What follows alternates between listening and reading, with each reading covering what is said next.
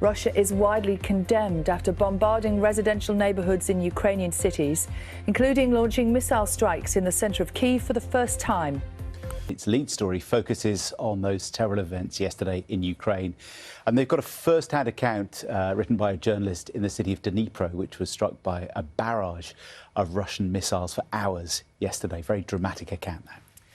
The Guardian reports on President Zelensky's response to those events, reporting that he is set to demand more military and diplomatic support from G7 leaders. Now, air raid sirens have sounded across Ukraine this morning, a day after Russia launched the worst attacks there for months. Officials say that the southern city of Zaporizhia was shelled again overnight. Let's get more now from our correspondent, Hugo Bashega, who's in the capital of Ukraine, in Kyiv, and in a car park, keeping safe as more sirens go off in the capital again this morning. Hugo. Yeah, we're still here, John. Good morning to you. So the air raid sirens went off across the country about 2 hours ago at 8 o'clock local time. So we're still here in the car park, which is the shelter here in our hotel in Kyiv. And obviously this happens 24 hours after those attacks that hit cities across the country, including here, the capital, Kyiv.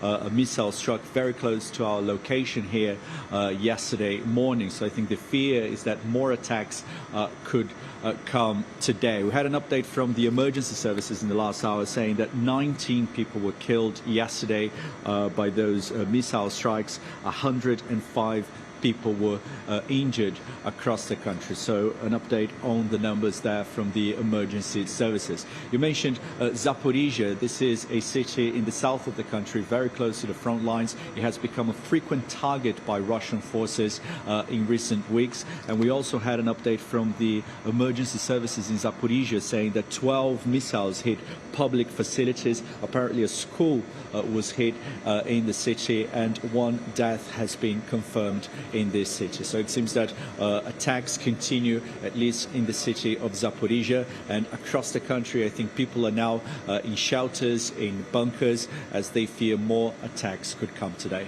OK, Hugo, stay safe. Thank you. Well, let's get more now from BBC Monitoring's Russia editor Vitaly Shevchenko, who grew up in Ukraine. Morning to you. How significant is this latest move from President Putin? Are we going to expect and be braced for more strikes like we've seen over the last 24 hours? I'm afraid that's the expectation from people on the ground. I've been speaking to my friends in Ukraine, including in Zaporizhia, and it seems relentless. Take Zaporizhia. We're talking about a city almost the size of Liverpool, with lots of industry, universities, colleges, museums, theatres, parks. And it has been coming under Russian attacks night after night. This has been the fourth night when Zaporizhia was attacked, and there's a feeling of helplessness and being exposed to these Russian missiles, and there doesn't really seem to be much logic to where they fall. This morning, Hugo mentioned a school that was hit, also a car dealership, and apparently a park. So when people go to bed in cities like Zaporizhia, it's a bit of a lottery.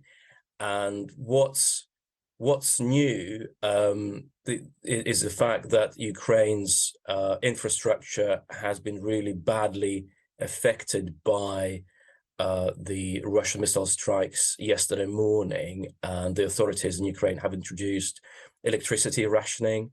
There are sweeping blackouts in Ukraine.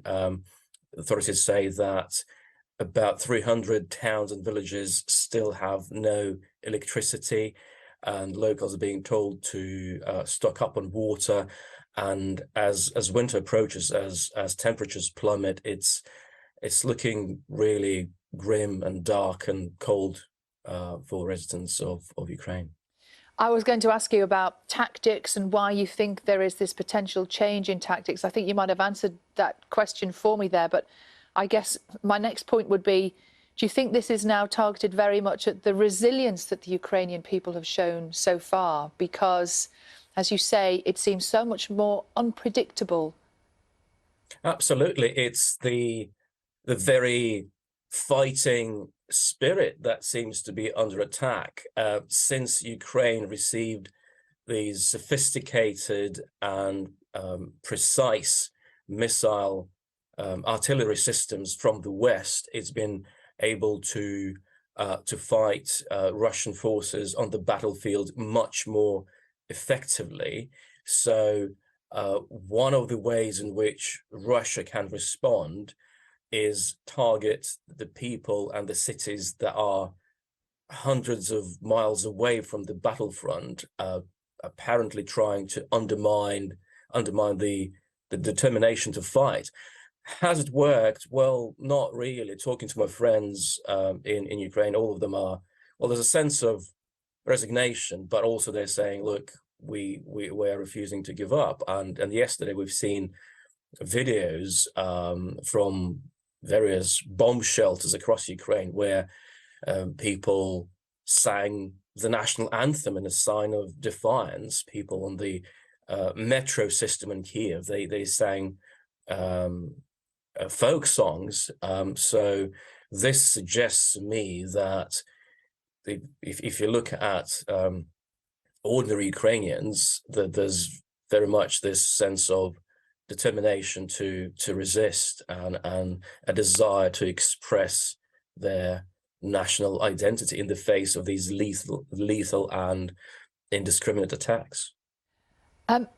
What reaction have you been seeing from people who are in Russia to these latest developments? Well, there are two parts to it, I would say. The more the parts of the media and the commentators more affiliated with the Kremlin, they are over the moon.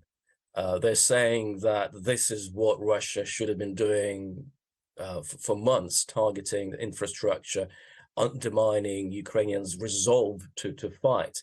The head of the Republic of Chechnya in Russia, called Ramzan Kadyrov, he had criticized the way the Russian military had been conducting this special military operation previously. But yesterday, in the wake of these sweeping attacks across Ukraine, he said, oh, I'm 100% happy now. This is what we need to be doing. But also, commentators in Russia who are more independent, and you could say ordinary Russians, they are really worried about this escalation because they are facing a very realistic prospect of being mobilized and sent to fight in Ukraine. And as we've been hearing for the past few weeks, Russians have been trying to leave, to escape the draft and forming huge queues on the border. So there's a sense of rising concern in Russia as well, because suddenly this special military operation is turning into a very real war for ordinary Russians, some of whom were happy to support the campaign in Ukraine from the comforts of their home, but faced with the very real prospect of being sent to Ukraine, they are getting really concerned.